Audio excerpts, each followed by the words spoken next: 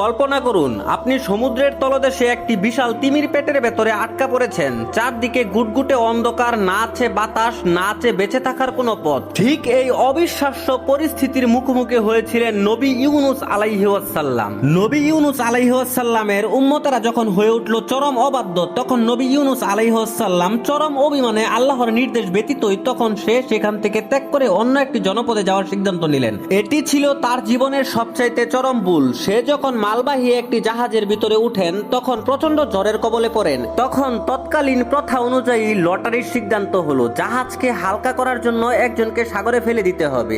এই জন্য যখন লটারি করা হলো তখন লটারিতে ইউনুস আলাইহিস সালামের নাম আসায় আল্লাহর এই নবীকে অন্ধকার রাতে উত্তাল সাগরের বুকে নিক্ষেপ করা হলো। ঠিক সেই মুহূর্তে এক বিশাল আকার মাছ তাকে আস্ত গিলে ফেললো। সমুদ্রের অতল গহ্বরে রাতের আধার আর মাছের পেটের বিভীষিকাময় অন্ধকার, এই তিনটি স্তরে